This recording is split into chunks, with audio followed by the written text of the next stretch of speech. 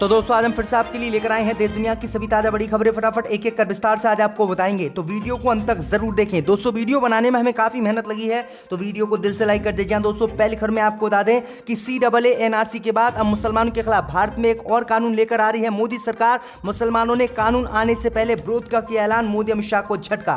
वहीं आपको बताएंगे दोस्तों की यूपी, बिहार और बंगाल के बाद अब राजस्थान में विधानसभा चुनाव लड़ेगी असदुद्दीन ओवैसी की पार्टी AIMM।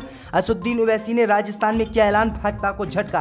वहीं आपको बताएंगे दोस्तों कि मोदी सरकार को मुस्लिम देशों ने दिया बड़ा झटका। मोदी सरकार को झटका देते हुए मुस्लिम देशों ने कच्चे तेल पर बढ़ा दिए $40। अब भारत में फिर से पेट्रोल डीजल पर बढ़ेंगे दाम। वहीं आपको बताएंगे दोस्तों कि स्वास्थ्य मंत्री सत्येंद्र जैन की गिरफ्तारी को CM केजरीवाल ने बताया फर्जी, बीजेपी पर लगाए गंभीर आरोप। वहीं आपको बताएंगे दोस्तों कि कांग्रेस नेता सिद्धू मूसावाला की हत्या से टेंशन में अमित शाह, मोदी की भी उड़ गई है नींद। रूस के हथियार से की गई है इनकी हत्या। वहीं आपको बताएंगे दोस्तों कि रूस ने अमेरिका को दी परमाणु हमले की धमकी, कहा मशरूफ के अमेरिका को दिखेंगे बादल, इसलिए औकात में रहे अमेरिका। जो बाइडेन की बढ़ सकती है मुश्किलें। तो सभी खबरों को आपको एक एक कर बताने वाले हैं। वीडियो को लाइक कर चैनल को सब्सक्राइब जरूर कर दें। इसी बीच बढ़ते दोस्तों अगली खबर की ओर। तो CAA NRC के बाद अब मुसलमानों के खिलाफ एक और कानून लेकर आ रही है मोदी सरकार। मुसलमानों ने किया विरोध का ऐलान। जी दोस्तों आपको बता दें ये बड़ी खबर सामने निकल कर आई दोस्तों की नागरिकता संशोधन कानून और NRC के बाद अब भारत में मोदी सरकार मुसलमानों के खिलाफ एक और कानून लेकर आ रही है। लेकिन आपको बता दें कि इस कानून के आने से पहले ही विवाद देश में शुरू हो गया है और मुस्लिम पक्ष ने इस कानून का विरोध का ऐलान कर दिया है। दरअसल आपको बता दें कि केंद्र की मोदी सरकार ने जनसंख्या नियंत्रण कानून लाने का ऐलान किया है। यानी केंद्र की मोदी सरकार बीते दिनों यूनिफॉर्म सिविल कोड लाने का ऐलान कर चुकी है। लेकिन अब यूनिफॉर्म सिविल कोड के साथ साथ मोदी सरकार जनसंख्या नियंत्रण कानून भी लेकर आ रही है। दरअसल आपको बता दें कि इसकी जानकारी केंद्रीय मंत्री प्रहलाद सिंह पटेल ने मंगलवार को दी है। उन्होंने दावा किया है कि केंद्र की मोदी सरकार जल्दी देश में जनसंख्या नियंत्रण के लिए एक विधेयक लाएगी। खाद्य प्रसंस्करण मंत्री ने छत्तीसगढ़ के रायपुर में गरीब कल्याण सम्मेलन के दौरान इसका ऐलान किया है। उनके ऐलान के बाद ये बात स्पष्ट होगी क्योंकि हिंदूवादी संगठन और बाबा काफी समय से जनसंख्या नियंत्रण कानून लाने की मोदी सरकार से मांग करे। तो ये बड़ी अपडेट आई दोस्तों कि अब मोदी सरकार यूनिफॉर्म सिविल कोड के साथ साथ पॉल्यूशन कंट्रोल बिल भी लेकर आने वाली। आपकी क्या राय है, देश में पॉल्यूशन कंट्रोल बिल आना चाहिए या नहीं, हमें कमेंट में जरूर बताएं। इसी बीच पर तो दोस्तों अगली खबर की ओर। तो यूपी, बिहार के बाद अब राजस्थान में विधानसभा चुनाव लड़ेगी AIMM पार्टी। असदुद्दीन ओवैसी ने किया ऐलान। जी दोस्तों आपको बता दें ये बड़ी खबर सामने निकल कर आई दोस्तों की यूपी, बिहार, पश्चिम बंगाल में विधानसभा चुनाव लड़ने के बाद अब असदुद्दीन ओवैसी की पार्टी AIMM ने राजस्थान में विधानसभा चुनाव लड़ने का साफ ऐलान कर दिया है।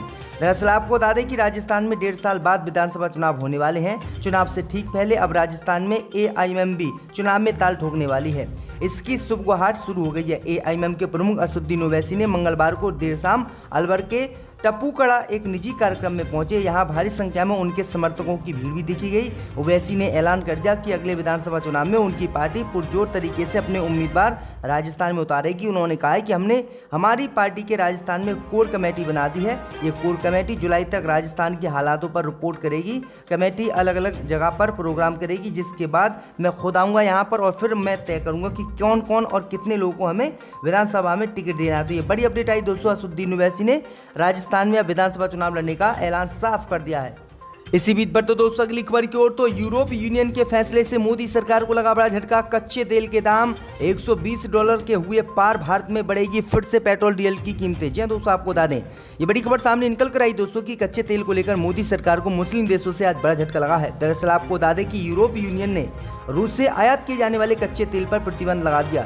इसके बाद अंतर्राष्ट्रीय बाजार में कच्चे तेल की कीमतें एक बार फिर से बढ़ गई हैं और ये कीमतें बढ़कर $120 प्रति बैरल पार कर गई हैं, जिसके बाद मोदी सरकार को झटका लगा है। दरअसल आपको बता दें कि मोदी सरकार ने बीते ही दिनों पेट्रोल से 8, डीजल से 7 रुपये देश में घटाए थे। अब ये 10-10 रुपये मोदी सरकार जल्दी बढ़ाने वाली है और 1-2 दिन में 10 रुपये पेट्रोल डीजल पर बढ़ सकते हैं, क्योंकि दोस्तों ये काफ़ी महंगा होता हुआ जा रहा है। क्योंकि रूस से तेल खरीदना भारत सहित अन्य देशों ने मना कर दिया अमेरिका के दबाव में। तो ये बड़ी अपडेट आ रही दोस्तों कि मोदी सरकार ने जो राहत दी थी उससे अब कोई फायदा नहीं मिलने वाला और एक बार फिर से पेट्रोल डीजल के दाम बढ़ने वाले हैं। आपकी क्या राय है, देश में पेट्रोल डीजल के दाम बढ़ने चाहिए या नहीं, हमें कमेंट करके जरूर बताएं। इसी बीच बढ़ते दोस्तों अगली खबर की ओर। तो स्वास्थ्य मंत्री सत्येंद्र जैन की गिरफ्तारी को केजरीवाल ने बताया फर्जी, मोदी सरकार पर लगाए गंभीर आरोप। जी दोस्तों, आपको बता दें कि दिल्ली के मुख्यमंत्री अरविंद केजरीवाल ने अपने स्वास्थ्य मंत्री सत्येंद्र जैन की ईडी के हाथों हुई गिरफ्तारी को दिल्ली के सीएम अरविंद केजरीवाल ने फर्जी बताया है।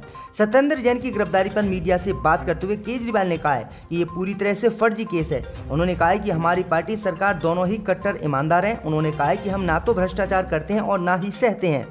आगे केजरीवाल ने कहा है कि पंजाब में हमने खुद मंत्री को गिरफ्तार कराया, अब से 5 साल पहले दिल्ली में भी ऐसा हुआ था। आगे केजरीवाल ने कहा है कि केंद्रीय एजेंसियों के बहुत से कदम राजनीति से प्रेरित होते हैं। उन्होंने कहा है कि सत्येंद्र जैन का केस मैंने खुद स्टडी किया है, उन्हें जानबूझकर फंसाया गया है। हमें जुडिशरी पर पूरा भरोसा है, भगवान हमारे साथ है। केजरीवाल ने कहा है कि इस केस में 1% भी कुछ होता तो हम खुद एक्शन लेते। उन्होंने कहा है कि ये बिल्कुल ही फर्जी केस है। हमारी बिल्कुल कट्टर ईमानदार सरकार है, कट्टर ईमानदार पार्टी है। हम 1 पैसे का भ्रष्टाचार न करते हैं और ना ही बर्दाश्त करते हैं। तो ये बड़ी अपडेट आई दोस्तों, अरविंद केजरीवाल ने ये बड़ी बात कही और मोदी सरकार पर एक गंभीर आरोप लगाया। इसी बीच पर तो दोस्तों अगली खबर की ओर तो सिद्धू मूसावाला की हत्या से टेंशन में आए अमित शाह। अजित डोभाल की भी उड़ी नींद, मोदी को झटका। जी दोस्तों, आपको बता दें कि पंजाबी गायक और कांग्रेस नेता सिद्धू मूसावाला की रविवार को गोली मारकर हत्या कर दी गई। दिन दहाड़े सिद्धू मूसावाला की जिस हथियार से हत्या की गई है उससे पंजाब से लेकर दिल्ली तक हड़कंप मचा हुआ है। जानकारी के मुताबिक पुलिस के मुताबिक सिद्धू मूसावाला पर 30 राउंड फायरिंग की गई। जानकारी के मुताबिक सिद्धू की हत्या के लिए रूस से बनी AN-94 असल्ट राइफल का इस्तेमाल हुआ है। चिंता की बात यह है कि इतनी अत्याधुनिक राइफल भारतीय सेना के पास भी नहीं है। इसी बात को लेकर गृह मंत्री अमित शाह टेंशन में आ गए हैं और NS अजित डोभाल की नींद उड़ गई है कि आखिरकार इन इतने बड़े बड़े हथियारों को यहाँ भारत में और खासकर पंजाब में लोगों को मारने के लिए कौन सप्लाई कर रहा है, क्योंकि ये हथियार तो भारतीय सेना के पास भी नहीं है। अब अमित शाह की मुश्किलें बढ़ गई हैं और अमित शाह बहुत ज्यादा टेंशन में इसी मामले को लेकर है। तो ये बड़ी अपडेट आ रही है। इसी बीच पर तो दोस्तों अगली खबर की ओर तो आजमगढ़ में उपचुनाव को लेकर सियासी हलचल, निरहुआ ने की अखिलेश की तारीफ। दोस्तों आपको बता दें कि आजमगढ़ जिले में लोकसभा उपचुनाव की हलचल तेज हो गई है। ऐसे में सभी राजनीतिक पार्टियां अपने अपने नुमाइंदों को मैदान में उतारने की तैयारी में जुट गई है। हालांकि अभी भारतीय जनता पार्टी और समाजवादी पार्टी ने अपने पत्ते नहीं खोले हैं, लेकिन ऐसे में इस बार का ये उपचुनाव बेहद दिलचस्प माना जा रहा है, जिसको देखते हुए नामांकन प्रक्रिया शुरू कर दी गई है। नामांकन के दूसरे दिन भारतीय जनता पार्टी के नेता व बीजेपी के संभावित प्रत्याशी दिनेश लाल यादव मंगलवार को आजमगढ़ जनपद पहुंचे और जनता और नेताओं का मन टटोलने में लग गए। हालांकि हार के बाद निरहुआ एक बार फिर से भारतीय जनता पार्टी की संजीवनी का काम कर सकते हैं, लेकिन बीजेपी ने अभी तक निरहुआ को टिकट नहीं दिया। वहीं आपको बता दें कि उम्मीद जताई जा रही, क्योंकि जब निरहुआ आजमगढ़ पहुंचे तो आजमगढ़ के लोगों ने उन्हें फटकारा और बीजेपी से नाराजगी जताई, जिसके बाद आजमगढ़ में अखिलेश यादव की निरहुआ ने जमकर तारीफ की। और अब उम्मीद जताई जा रही कि निरहुआ ने इसलिए तारीफ की है क्योंकि बीजेपी उन्हें यहाँ से टिकट नहीं देना चाहती है। अगर वह अखिलेश यादव की तारीफ करते हैं, बीजेपी छोड़कर सपा में आते हैं, तो निरहुआ को समाजवादी पार्टी उपचुनाव यहाँ का लड़ा सकते हैं। तो ये बड़ी अपडेट आई दोस्तों। इसी बीच पर तो दोस्तों अगली खबर की ओर तो रूस ने अमेरिका को दी परमाणु हमले की धमकी, कहा मशरूक के बादल दिखेंगे। दोस्तों आपको बता दें कि यूक्रेन में जंग और तीसरे विश्व युद्ध की आशंका के बीच रूस अमेरिका के कई इलाकों को तबाह और बर्बाद करने की बात कर रहा है। रूसी स्टेट मीडिया ने अमेरिका को एक नया परमाणु खतरा जारी किया है, जिसमें दावा किया गया है कि पुतिन केवल 4 मिसाइलों के साथ पूरे पूर्वी और पश्चिमी तट को मिटा सकते हैं। भाई आपको बता दें कि खबर के मुताबिक रूसी सांसद एलेक्सी जुरावलदेव ने दावा किया है कि रूस के 4 खतरनाक परमाणु हथियार अमेरिका की पूर्वी और पश्चिमी तटों को तबाह करने के लिए काफी हैं। कुछ भी नहीं बचेगा, मशरूक के बादल अमेरिका को दिखाई देंगे, जिसके बाद अमेरिका की मुश्किलें बढ़ गई हैं और रूस के सामने अमेरिका भी नहीं टिक पा रहा है। इसी बीच पर तो दोस्तों अगली खबर की ओर तो ममता बनर्जी बोली, कितनी भी कोशिश कर ले भाजपा नहीं मिलेगी जीत। लोग कह रहे हैं 2024 में बीजेपी के लिए नो एंट्री। दोस्तों आपको बता दें कि पश्चिम बंगाल की मुख्यमंत्री ममता बनर्जी लोकसभा चुनाव 2024 में विपक्षी दलों की ओर से प्रधानमंत्री का चेहरा हो सकती हैं। वहीं ममता बनर्जी ने अब 2024 चुनाव को लेकर बड़ा दावा किया है। टीएमसी प्रमुख ममता बनर्जी ने कहा है कि भाजपा सरकार को याद रखें, 2024 में आप कितनी भी कोशिश कर लें, ये जीत नहीं होगी। उन्होंने पुरुलिया में पश्चिम बंगाल की सीएम ममता बनर्जी ने कहा है कि नो एंट्री का मतलब है कि आप प्रदेश में प्रवेश नहीं कर सकते। अब से लोग कह रहे हैं कि 2024 में बीजेपी की नो एंट्री है।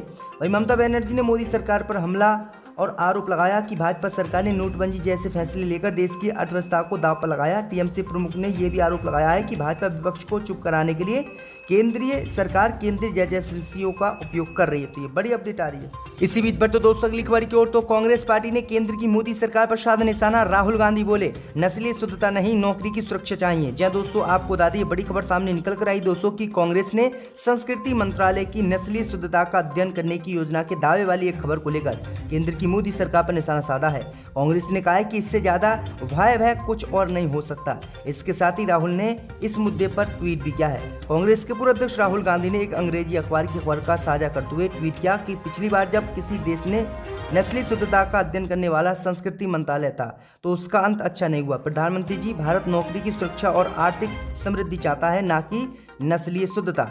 राहुल गांधी ने ये बड़ी बातें कही हैं। तो ये बड़ी अपडेट आ रही है।